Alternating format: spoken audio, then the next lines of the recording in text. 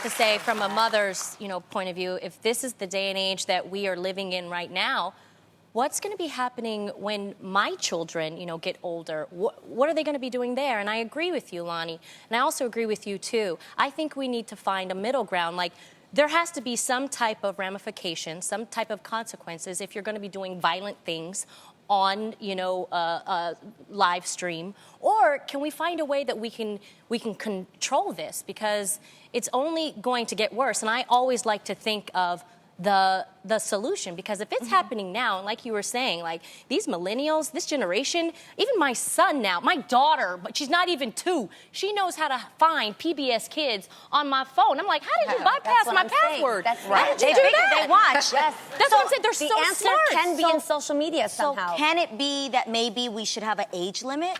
That maybe you need to be 21 and older to to implement I think some type of monitoring system, like you were saying, Lonnie, like really look, what's going on in the commenting section. And yes, Jeannie, we need someone to actually stand up and say something. If you see something weird, if you see someone say, put the clip in, the other person who's watching it, say, no, don't do that. That's dangerous. Yes. Say something. Yeah. Facebook has spoken out regarding this issue, saying, and I quote, as a result of this terrible series of events, we are reviewing our reporting flows to be sure people can report videos and other material that violates our standards as easily and quickly as possible.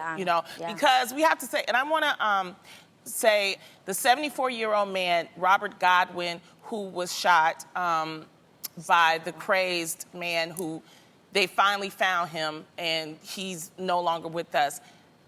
That video stayed up for hours. And Facebook did apologize. But that's what we're saying, is that there is an issue with the apps, because for that type of violence to be on for hours and no one says. Yes, but I still blame it on the people. We got to do better. We have to do better. We thought. But that video was able to be captured for hold on.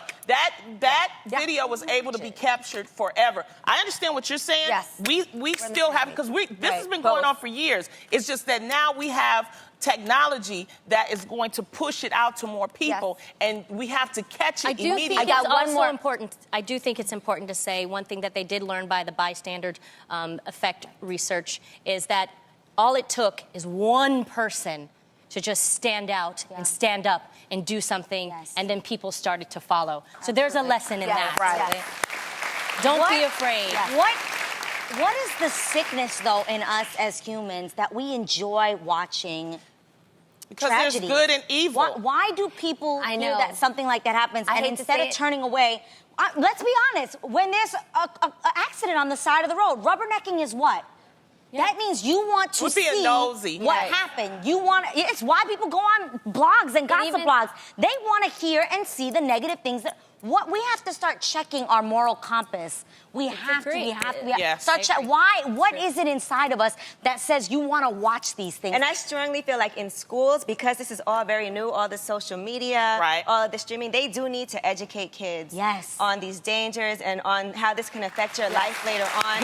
Teach the kids how to treat each other, learn that at home, and this has to be something that kids learn in school early on. Yes, absolutely. I also think laws could change more. For example, to date, there's only 10 states that actually take action on witnesses who see a heinous crime and don't do anything about it. Only 10.